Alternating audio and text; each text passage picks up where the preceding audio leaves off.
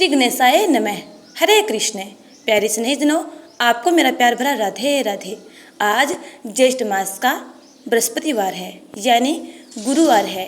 दिनांक 13 जून 2024। तिथि ज्येष्ठ मास सप्तमी।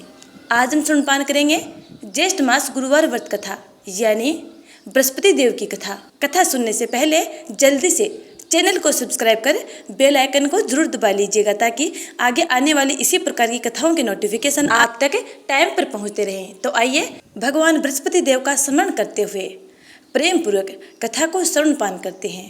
भारतवर्ष में एक प्रतापी और दानी राजा राज्य करता था।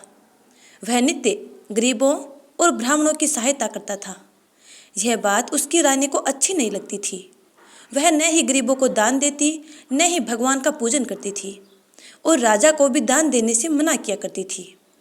एक दिन राजा शिकार खेलने वन को गए हुए थे, तो रानी महल में अकेली थी। उसी समय बृहस्पति देव साधु के भेष में महल में भिक्षा लेने के लिए गए और भिक्षा मांगी। रानी ने भिक्षा देने से इनकार किया और कहा, हे साधु महाराज, मैं तो दान पुण्य से तंग आ गई हूँ। मेरा पति सारा धन लुटाते रहते हैं। मेरी इच्छा है कि हमारा धन नष्ट हो जाए, फिर न रहेगा बांस न बजेगी बांसुरी। साधु ने कहा, देवी, तुम तो बड़े विचित्र हो। धन संतान तो सभी चाहते हैं, पुत्र और लक्ष्मी तो पापी के घर भी होने चाहिए। यदि तुम्हारे पास अधिक धन है तो भूखों को भोजन दो, प्यासों के लिए प्याऊ बनवाओ, मुसाफिरों के लिए धर्मशालाएं खुलवाओ। जो निर्धन अपनी कुंवारी कन्याओं का विवाह नहीं कर सकते, उनका विवाह करवा दो।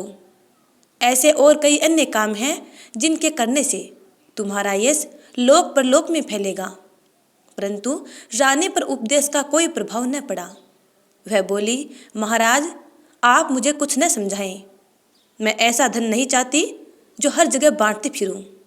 साधु ने उत्तर दिया, यदि तुम्हारी ऐसी इच्छा है तो तथास्तु। तुम ऐसा करना कि बृहस्पतिवार को घर लीपकर पीली मिट्टी से अपना सिर धोकर स्नान करना, भट्टी चढ़ाकर कपड़े धोना। ऐसे करने से आपका सारा धन नष्ट हो जाएगा। इतना कहकर वह साधु महाराज वहाँ से आलोप हो गए। साधु के अनुसार कई बातों को पूरा करते हुए रानी को केवल 3 गुरुवार ही बीते थे कि उसकी समस्त धन संपत्ति नष्ट हो गई। भोजन के लिए राजा का परिवार तरसने लगा। तब एक दिन राजा ने रानी से कहा, हे रानी, तुम यहीं रहो, मैं दूसरे देश को जाता हूँ, क्योंकि यहाँ पर सभी लोग मुझे जानते हैं, इसलिए मैं कोई और छोटा कार्य नहीं कर सकता। ऐसा कहकर राजा परदेश चला गया। वहाँ वह जंगल से लकड़ी काट कर लाता और शहर में बेच देता। इस तरह वह अपना जीवन व्यतीत करने लगा। इधर राजा के परदेश जाते ही रानी और दासी दुखी रहने लगे।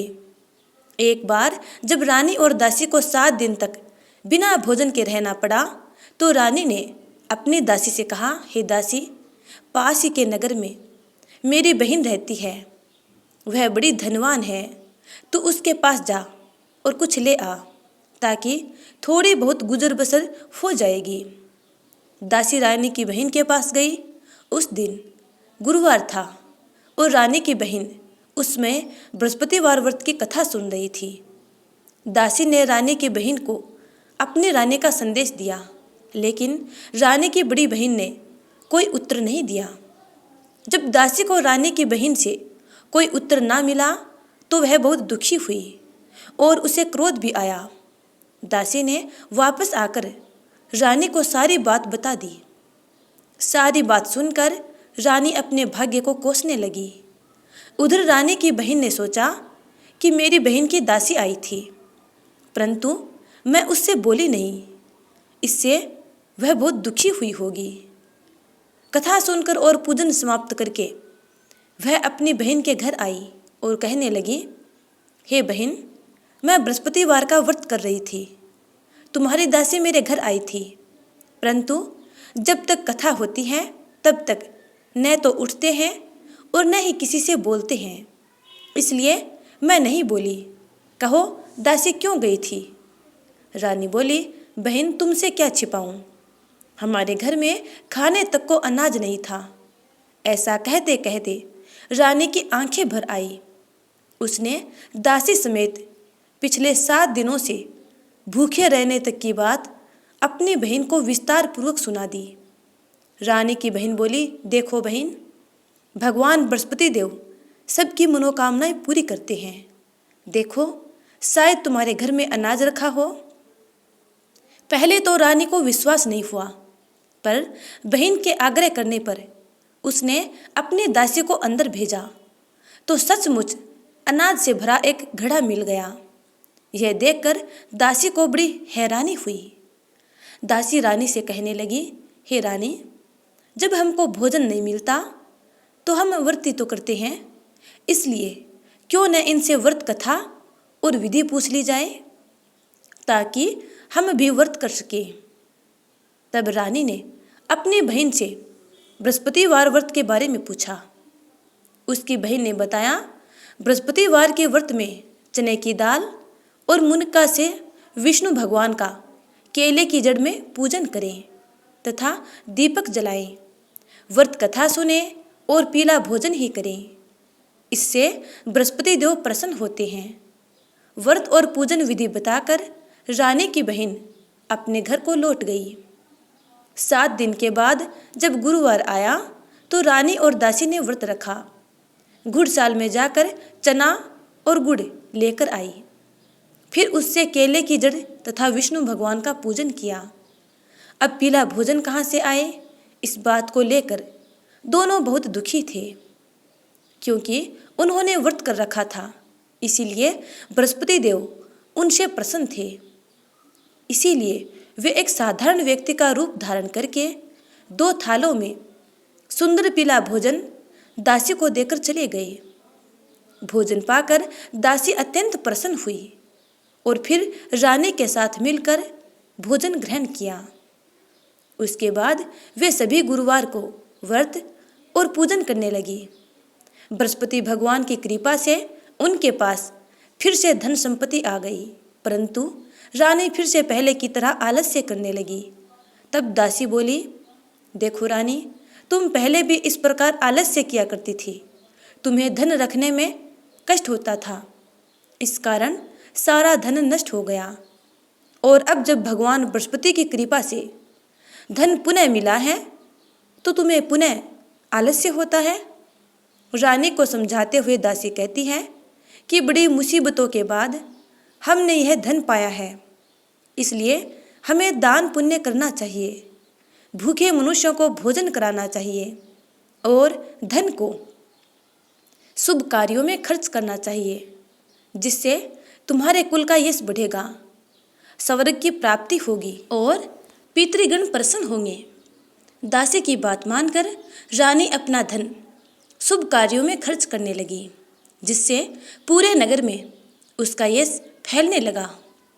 दूसरी ओर एक दिन राजा दुखी होकर जंगल में एक पेड़ के नीचे आसन जमाकर बैठ गया। वह अपनी दशा को याद करके व्याकुल होने लगा। बृहस्पतिवार का दिन था। एकाएक उसने देखा कि निर्जन वन में एक साधु प्रकट हुए। वह साधु भेष में स्वयं बृहस्पति देवता थे। लक्कड़हारे के सामने आकर बोले, हे लक्कड़हारे, इस सुनसान जंगल में तू चिंतामगन क्यों बैठा है?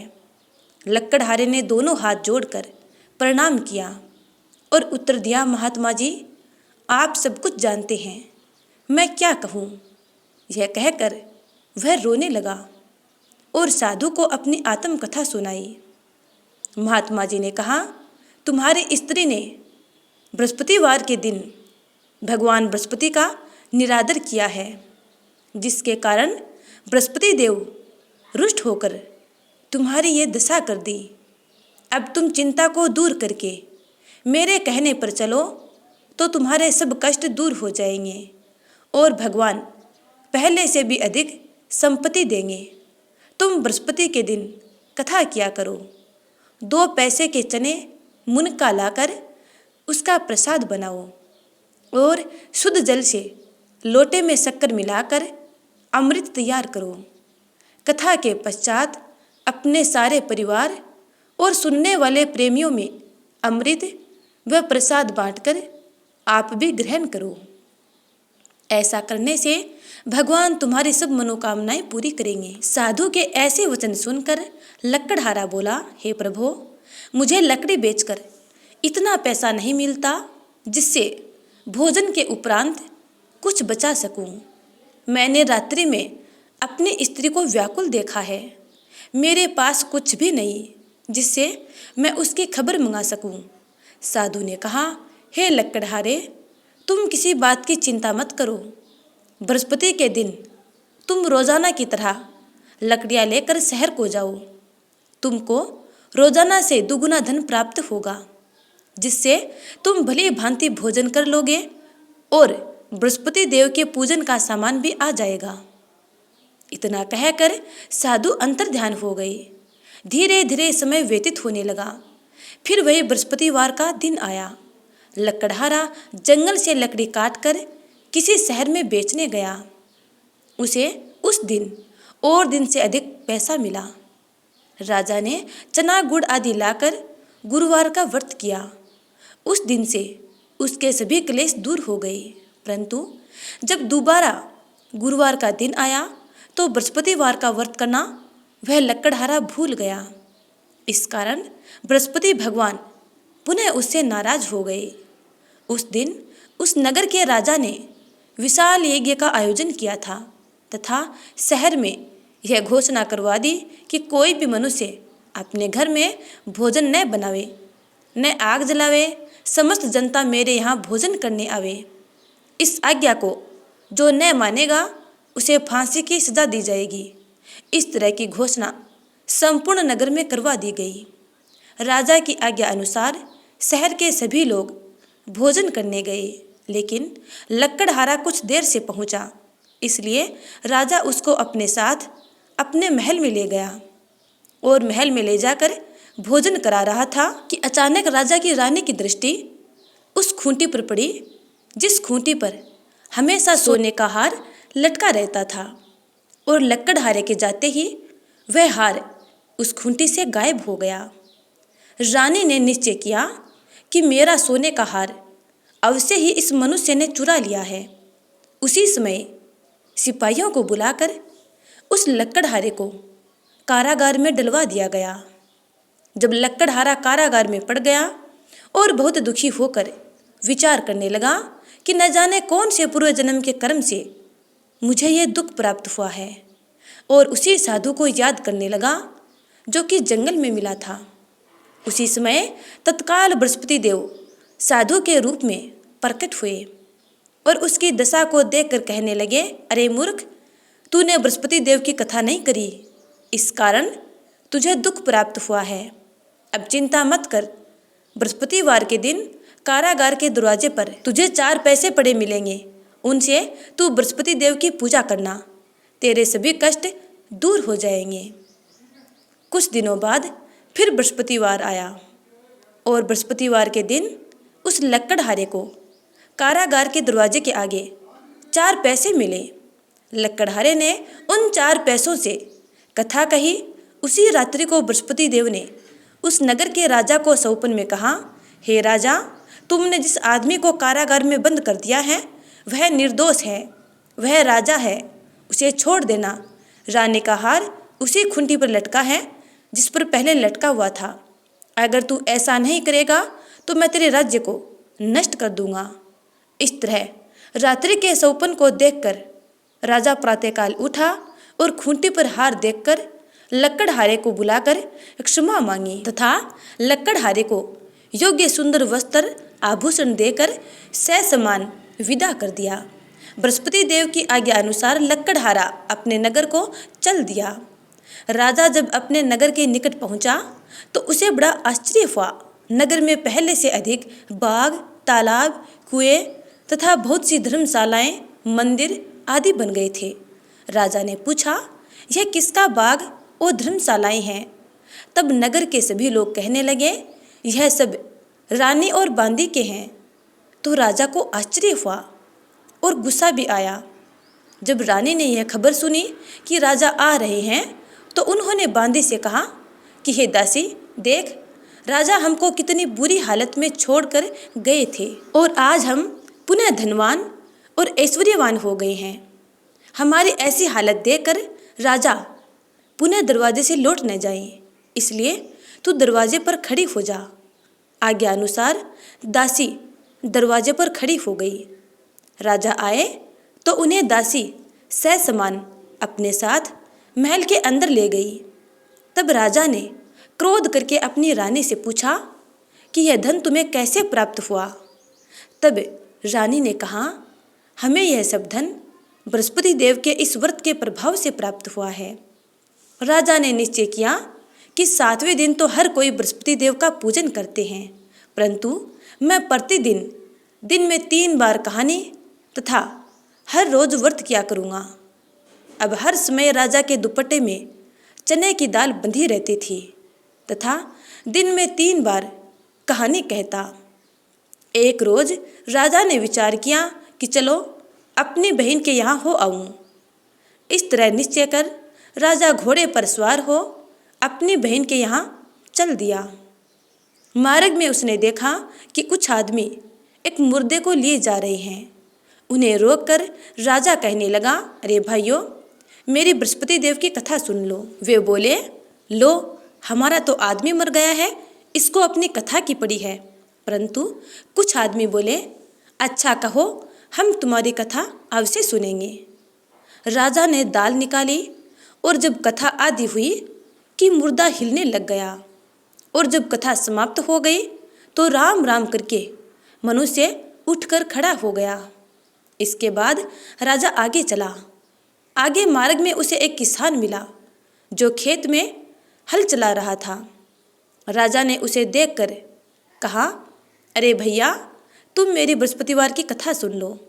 किसान बोला, जब तक मैं तेरी कथा सुनूंगा तब तक 4 हरैया जोत लूँगा। जा अपनी कथा किसी और को सुनाना। इस तरह राजा आगे चलने लगा। राजा के हटते ही बैल पछाड़ खाकर गिर गए तथा किसान के पेट में बड़ी जोर से दर्द होने लगा। उसी समय उसकी माँ रोटी लेकर आई। उसने जब यह देखा, अपने पुत्र से सब हाल पूछा और बेटे ने सभी हाल कह सुनाया। तो बुढ़िया दौड़ी दौड़ी उस घुड़सवार के पास गई और उससे बोली कि मैं तेरी कथा सुनूंगी, तू अपनी कथा मेरे खेत पर चलकर ही कहना। राजा ने बुढ़िया के खेत पर जाकर कथा कही, जिसके सुनते ही उसके बैल उठ खड़े हुए तथा किसान के पेट का दर्द भी बंद हो गया। अब राजा अपनी बहन के घर पहुंचा। बहन ने भाई की खूब मेहमानी की। दूसरे रोज प्रातःकाल राजा जगा तो वह देखने लगा कि सब लोग भोजन कर रहे हैं। राजा ने अपनी बहन से कहा, ऐसा कोई मनुष्य है जिसने अभी तक भोजन न किया हो? मेरी बृहस्पतिवार की कथा सुन ले। बहन बोली, भैया, यह देश ऐसा ही है कि यहाँ पर लोग पहले भोजन करते हैं, बाद में अन्य काम करते हैं। अगर कोई पड़ोस में है तो देखाऊं। यह कहकर बहन देखने चली गई, परंतु उसे कोई व्यक्ति ऐसा न मिला जिसने भोजन न किया हो।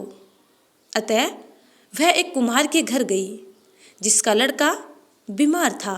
उसे ज्ञात हुआ कि उनके यहाँ 3 रोज से किसी ने भोजन नहीं किया है। रानी ने अपने भाई की कथा सुनने के लिए कुम्हार से कहा तो कुम्हार कथा सुनने के लिए तैयार हो गया। इसके बाद राजा ने कुम्हार के घर जाकर बृहस्पतिवार की कथा कही, जिसको सुनकर कुम्हार का लड़का ठीक हो गया। अब तो राजा की प्रशंसा होने लगी। एक दिन राजा ने अपनी बहन से कहा कि हे बहन, हम अपने घर को जाएंगे, तुम भी तैयार हो जाओ। राजा की बहन ने अपनी सास से कहा। सास ने कहा, हाँ चली जा, परंतु अपने बच्चों को मत ले जाना, क्योंकि तेरे भाई के कोई औलाद नहीं है। बहन ने अपने भैया से कहा, हे भैया, मैं तो चलूँगी पर कोई बालक नहीं जाएगा। राजा बोला, जब कोई बालक नहीं चलेगा तब तुम क्या करोगी? बड़े दुखी मन से राजा अपने नगर को लौट आया। राजा ने अपनी रानी से कहा, हम निर्वंशी हैं, हमारा मुंह देखने का धर्म नहीं है। ऐसा कहकर राजा ने कुछ भी भोजन जल आदि ग्रहण नहीं किया और उदास होकर सो गया। रानी बोली, हे प्रभु, बृहस्पति देव ने हमें सब कुछ दिया है, वे हमें औलाद भी अवश्य देंगे। उसी रात बृहस्पति देव ने राजा से सौपन में कहा, हे राजा, उठ, सभी सोच त्याग दे, तेरी रानी गर्भ से है। प्रातःकाल जब राजा उठा तो अपने सौपन के बाद अपने घर के सभी सदस्यों को बताई, और जैसे ही घर के सदस्यों ने रानी के गर्भवती होने की बात सुनी तो घर में खुशियाँ खुशियाँ छा गई। अब धीरे धीरे समय व्यतीत हुआ। 9 महीने पूरे हुए। रानी के गर्भ से एक सुंदर पुत्र पैदा हुआ। तब राजा बोला, हे रानी, स्त्री बिना भोजन के रह सकती है पर बिना कहे नहीं रह सकती, इसलिए जब मेरी बहन यहाँ आवे तब तुम उसको कुछ मत कहना। रानी ने सुनकर हाँ कर दी। अब जब राजा की बहन ने यह शुभ समाचार सुना तो वह बहुत खुश हुई। तब बधाई लेकर अपने भाई के यहाँ आई। तभी रानी ने कहा, घोड़ा चढ़कर तो नहीं आई, गधा चढ़कर आई है। राजा की बहन बोली, भाभी, मैं इस प्रकार ना कहती तो तुम्हें औलाद कैसे प्राप्त होती। बृहस्पति देव ऐसे ही हैं, जैसे जिसके मन में कामनाएं हैं सभी को पूर्ण करते हैं। जो सद्भावनापूर्वक बृहस्पतिवार का व्रत करता है एवं कथा सुनता है अथवा दूसरों को सुनाता है, बृहस्पति देव उनकी सभी मनोकामना को पूर्ण करते हैं। भगवान बृहस्पति देव सदैव उसकी रक्षा करते हैं। संसार में जो मनुष्य सद्भावना से भगवान जी का पूजन व्रत सच्चे हृदय से करते हैं तो उनकी हर मंगल कामनाएं पूरी होती हैं। तो प्रेम से बोलिए, बृहस्पति देव की जय, भगवान विष्णु की जय। अब सुनते हैं बृहस्पति देव की दूसरी कथा। प्राचीन काल में एक ब्राह्मण रहता था। वह बहुत निर्धन था, उसके कोई संतान नहीं थी। उसकी स्त्री बहुत मलिनता के साथ रहती थी। वह स्नान न करती, किसी देवता का पूजन न करती। इससे ब्राह्मण देवता बड़े दुखी थे। बेचारे बहुत कुछ कहते थे किंतु उसका कुछ परिणाम न निकला। भगवान की कृपा से ब्राह्मण की स्त्री के कन्या रूपी रतन पैदा हुआ। कन्या बड़ी होने पर प्रातः स्नान करके विष्णु भगवान का जाप व बृहस्पतिवार का व्रत करने लगी। अपने पूजन पाठ को समाप्त करके विद्यालय जाती तो अपनी मुट्ठी में जौ भर के ले जाती और पाठशाला के मार्ग में डालती जाती। जब वह वापस घर को लौटती तब ये जौ के दाने सोने के दाने हो जाते थे और वह लड़की सारे सोने के दानों को इकट्ठा करके घर ले आती थी। एक दिन वह बालिका सूप में उन सोने के जौ को फटक कर साफ कर रही थी कि उसके पिता ने देख लिया और कहा, हे बेटी, सोने के जौ के लिए सोने का सूप होना चाहिए। दूसरे दिन बृहस्पतिवार था। इस कन्या ने व्रत रखा और बृहस्पति देव से प्रार्थना करके कहा, मैंने आपकी पूजा सच्चे मन से की हो तो मेरे लिए सोने का सूप दे दो। बृहस्पति देव ने उसकी प्रार्थना स्वीकार कर ली। रोजाना की तरह वह कन्या जौ फैलाती हुई जाने लगी। जब लौटकर जौ बीन रही थी तो बृहस्पति देव की कृपा से उसे सोने का सूप मिला। सोने के सूप को लेकर वह घर आ गई और सोने के सूप में वह सोने के जौ को साफ करने लगी, परंतु उसकी माँ का वही ढंग रहा। एक दिन की बात है, वह कन्या सोने के सूप में जौ साफ कर रही थी। उस समय उस शहर का राजपुत्र वहाँ से होकर निकला। इस कन्या के रूप और कार्य को देखकर वह मोहित हो गया तथा अपने घर आकर भोजन तथा जल त्याग कर उदास होकर लेट गया। राजा को इस बात का पता लगा तो अपने प्रधानमंत्री के साथ उसके पास गए और बोले, हे बेटा, तुम्हें किस बात का कष्ट है? किसी ने अपमान किया है अथवा और कारण हो सकता है? कहो, मैं वही कार्य करूँगा जिससे तुम्हें प्रसन्नता हो। अपने पिता की बात सुनकर राजकुमार बोला, मुझे आपकी कृपा से किसी बात का दुख नहीं है और किसी ने भी मेरा अपमान नहीं किया है, परंतु मैं उस कन्या से विवाह करना चाहता हूँ जो सोने के सूप में जो साफ कर रही थी। यह सुनकर राजा आश्चर्य में पड़ गया और बोला, हे बेटा, इस तरह की कन्या का तुम ही पता लगाओ, मैं उसके साथ तेरा विवाह अवश्य करवा दूंगा। राजकुमार ने उस लड़की के घर का पता बतलाया। तब मंत्री उस लड़की के घर गए और ब्राह्मण देवता को सभी हाल कह सुनाया। ब्राह्मण देवता राजकुमार के साथ अपनी कन्या का विवाह करने के लिए तैयार हो गए तथा विधि विधान के अनुसार ब्राह्मण की कन्या का विवाह राजकुमार के साथ हो गया। विवाह के बाद कन्या राजकुमार के साथ अपने ससुराल को चली गई। कन्या के ससुराल जाने के बाद उस ब्राह्मण देवता के घर का हाल पहले की तरह हो गया, यानी उनके घर में गरीबी का निवास हो गया। अब भोजन के लिए भी अन्न बड़ी मुश्किल से मिलता था। एक दिन ब्राह्मण देवता दुखी होकर अपनी पुत्री के पास गए। बेटी ने पिता की दुखी अवस्था को देखा और अपनी माँ का हाल पूछा। तब ब्राह्मण ने सभी हाल कह सुनाया। कन्या ने बहुत सा धन देकर अपने पिता को विदा कर दिया।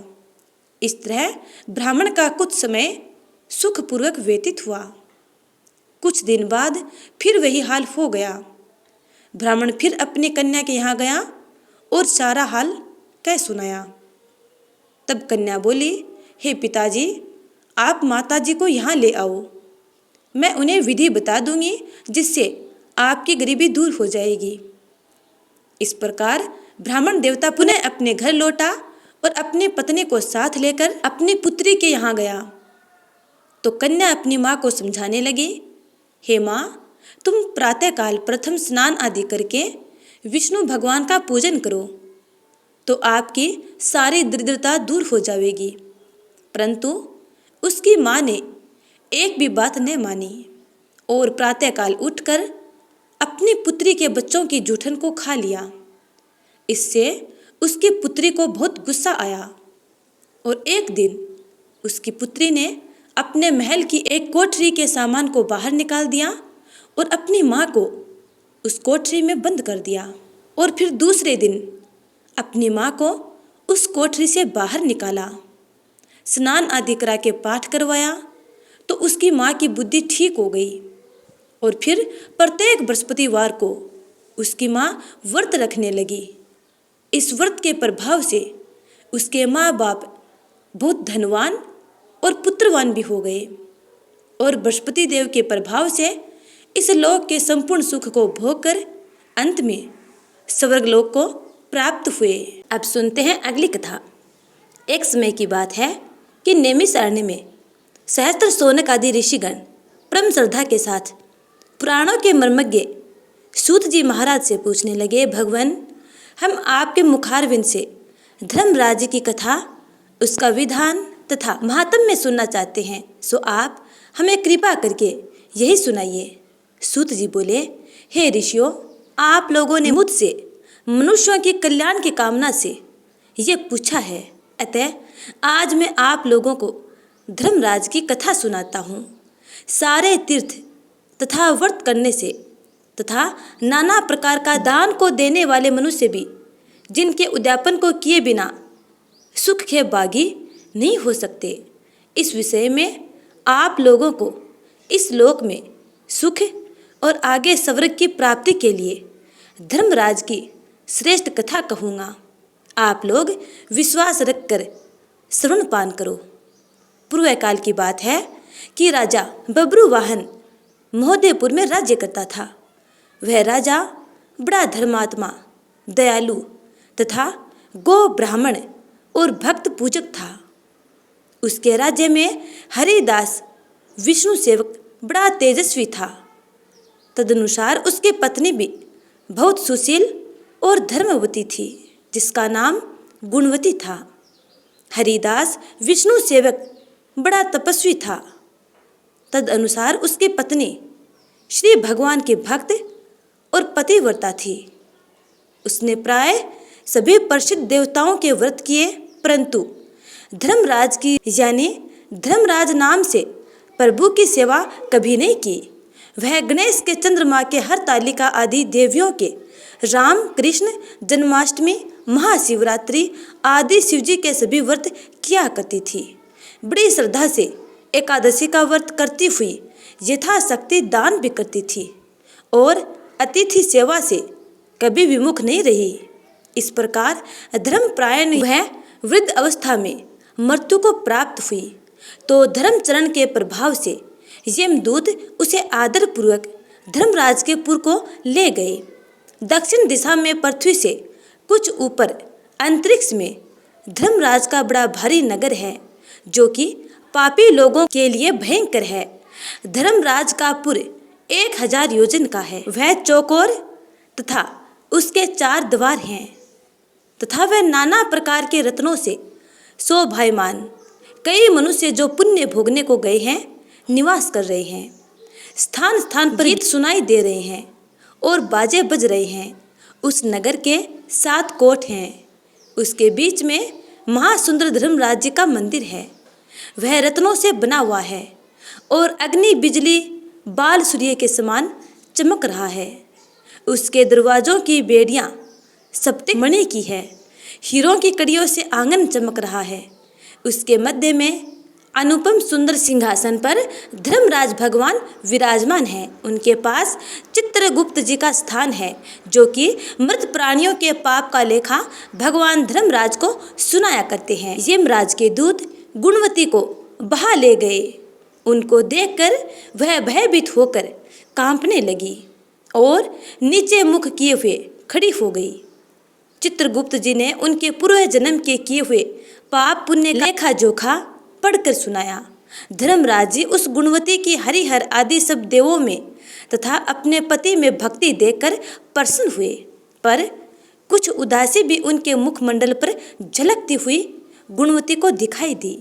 धर्मराज जी को उदास देखकर गुणवती ने निवेदन किया कि हे प्रभु, मेरी समझ में मैंने कोई दुष्कृत्य नहीं किया, फिर भी आप उदास क्यों हैं? इसका कारण बताइए। धर्मराज जी ने कहा, हे देवी, तुमने व्रत आदि से सब देवों को संतुष्ट किया है, परंतु मेरे नाम से तुमने कुछ भी दान पुण्य नहीं किया है। यह सुनकर गुणवती ने कहा, हे भगवान, मेरा अपराध क्षमा करो। मैं आपकी उपासना नहीं जानती थी। अब आप ही कृपा करके उपाय बताइए जिससे मनुष्य आपके प्रीति के पात्र बन सकें। यदि मैं आपके भक्ति मार्ग को आपके मुख से श्रवण कर वापस मृत्युलोक में जा सकूं, तो आपको संतुष्ट करने का उपाय करूंगी। धर्मराज ने कहा, सूर्य भगवान के उत्तरायण में जाते ही जो महापुण्यवती मकर संक्रांति आती है, उस दिन से मेरी पूजा शुरू करनी चाहिए। इस प्रकार साल भर मेरी कथा सुने और मेरी पूजा करे। आपातकाल आने पर भी मेरे धर्म के इन 10 अंगों का पालन करता रहे। घृत यथा लाभ संतोष, क्षमा नियम द्वारा मन को वश में करना, किसी वस्तु को नहीं चुराना, मन से पर स्त्रियों या पर पुरुषों से बचना, यानी मन की शुद्धि और शारीरिक शुद्धि, इंद्रियों के बस में रहना, बुद्धि की पवित्रता यानी मन में बुरे विचार न आने देना, शास्त्र विद्या का स्वाध्याय यानी पाठ पूजा कथा श्रवण या व्रत रखना और तथा अनुसार दान पुण्य करना, सत्य बोलना, सत्यता का ही व्यवहार और क्रोध ना करना, ये 10 धर्म के लक्षण हैं। और मेरी इस कथा को नियम से सदा सुनते रहें और यथाशक्ति दान पुण्य तथा परोपकार करते रहें। जब साल भर बाद मकर संक्रांति आवे, तब उद्यापन कर सोने की या असमर्थ हो तो चांदी की मूर्ति बनवावे। किसी विद्वान ब्राह्मण के द्वारा पूजन हवन आदि करे। मूर्ति की प्राण प्रतिष्ठा कर पंचामृत से स्नान कर षोडशोपचार से उसकी पूजा करें। साथ में चित्रगुप्त जी की भी पूजा करें। वह सफ़ेद काले तिलों के लड्डू का भोग लगावें। हमारे पूर्ण पुष्टि के लिए ब्राह्मण को भी भोजन करावें और बांस की छावरी में 5.25 सेर धान्य जवार जो मुक्ति तुल्य मानी है, किसी मंदिर या ब्राह्मण को भेंट करे। स्वर्ग में चढ़ने के लिए सोने या चांदी की नसेनी धर्मराज मंदिर में दान करें। इसके साथ ही सुंदर बनाई हुई सैया, मुलायम गद्दा तथा रजाई और तकिया हो। इसके अलावा कंबल, पादुकाएं, लकड़ी या डंडा, लोटा, डोल, 5 कपड़े भी धर्मराज के निमित्त और यदि समर्थ हो तो श्वेत, काली या लाल गाय चित्रगुप्त के निमित्त धर्मराज मंदिर में दान करना चाहिए। ये सभी वस्तुएं सर्वसाधारण के लिए हैं। धनवान व्यक्ति और भी दान करें तो उत्तम है। गुणवती ने धर्मराज से प्रार्थना की, हे प्रभु, यदि ऐसी बात है तो यमदूतों से छुड़ाकर फिर संसार में मुझे भेजिए, जिससे मैं आपके कथा का प्रचार कर सकूं। जो ही उसकी प्रार्थना पर भगवान धर्मराज जी ने गुणवती को भूलोक पर वापस जाने की स्वीकृति दे दी, उसी समय उसके मृत शरीर में पुनः प्राणों का संचार हो गया और उसके पुत्र कहने लगे, हमारी माताजी जीवित हो गई। इसके बाद गुणवती ने अपने पति और पुत्र आदि को सब बातें बताई जो धर्मराज जी ने मनुष्यों के कल्याण के लिए कही थी।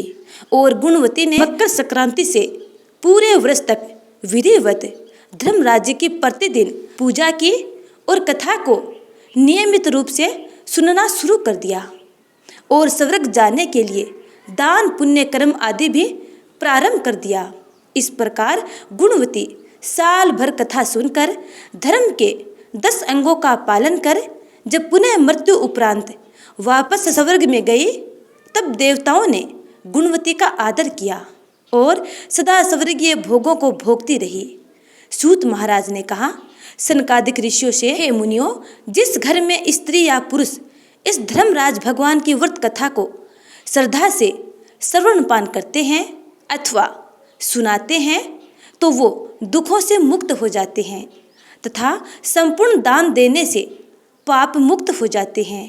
इसमें कोई संशय की बात नहीं है कि मृत्यु काल में यमदूत जो लेने आते हैं वह भी उसको आदर पूर्वक ले जाते हैं और धर्मराज भी उसे सदा सुखी रखते हैं। यदि उन मनुष्यों के कुछ पाप बाकी हों तो शीघ्र ही पाप नाश का उपाय बताकर शीघ्र ही पाप मुक्त कराने में सहायक बन जाते हैं। गरुड़ पुराण आदि में लिखा है, पापी लोगों को यमदूत भयानक यातनाएं देते हुए ले जाते हैं, परंतु धर्मराज की कथा वह दान पुण्य धर्मराज मंदिर में करते हैं, वह मनुष्य यमपुरी में भी कष्ट नहीं पाते हैं। वे मनुष्य शीघ्र ही स्वर्ग तथा मोक्ष को प्राप्त होते हैं। तो प्रेम से बोलिए धर्मराज जी महाराज की जय। अब सुनते हैं अगली कथा। एक ब्राह्मणी थी, वह बहुत धार्मिक महिला थी। सभी ग्रामवासी उसका बहुत सम्मान किया करते थे। कोई भी उसकी शरण में आता वह सबकी मदद किया करती थी। मन ही मन भगवान का स्मरण किया करती थी। भगवान की सेवा, पूजा व जरूरतमंदों की सेवा ही उसका परम धर्म था। एक दिन ब्राह्मणी मरकर भगवान के घर चली गई। स्वर्ग से एक दूत आया और बोला, ब्राह्मणी, आपको क्या चाहिए? वो बोली, मुझे वैकुंठ का रास्ता बता दो। आगे आगे दूत और पीछे पीछे ब्राह्मणी मंदिर तक गए। ब्राह्मणी बहुत धार्मिक महिला थी। उसने बहुत दान पुण्य कर रखा था। उसे विश्वास था कि उसके लिए वैकुंठ का रास्ता अवश्य खुल जाएगा। ब्राह्मणी ने वहां जाकर देखा, वहां बड़ा सा मंदिर, सोने का सिंहासन, हीरे मोती से जड़ित छतरी थी। चित्रगुप्त जी न्याय सभा में बैठे साक्षात इंद्र के समान शोभा पा रहे थे और न्याय नीति से अपना राज्य संभाल रहे थे। यमराज जी सबको कर्मानुसार दंड दे रहे थे। ब्राह्मणी ने जाकर प्रणाम किया और बोली, मुझे वैकुंठ जाना है। चित्रगुप्त ने लेखा सुनाया और कहा कि ब्राह्मणी, तुमने सब धर्म किए परंतु धरती माता की कहानी नहीं सुनी, इसलिए तुम्हारे सिर पर धरती माता का कर्ज है। वैकुंठ में कैसे जाएगी? ब्राह्मणी बोली, धरती माता की कहानी के क्या नियम हैं? चित्रगुप्त जी बोले, कोई 1 साल, कोई 6 महीने, कोई 7 दिन ही सुने, पर धरती माता की कहानी अवश्य सुने, फिर उद्यापन करें। इसके बाद ब्राह्मणी पुनः धरती पर आई और धरती माता की नियमित रूप से कथा श्रवण पान की। ऐसा करने पर उसका धरती माता का कर्ज उतर गया और उस ब्राह्मणी की सारी इच्छाएं पूर्ण हो गई। और धरती पर संपूर्ण सुखों को भोग कर अंत में वैकुंठ धाम को प्राप्त हुई। तो प्रेम से बोलिए जय माँ धरती। तो प्यारे स्नेहितनों, उम्मीद करती हूँ कि आपको ज्येष्ठ मास गुरुवार व्रत कथा अच्छी लगी है। यदि अच्छी लगी है तो लाइक कमेंट कर देना और अगली कथा का इंतजार करना। तब तक के लिए जय श्री हरि विष्णु। राधे राधे।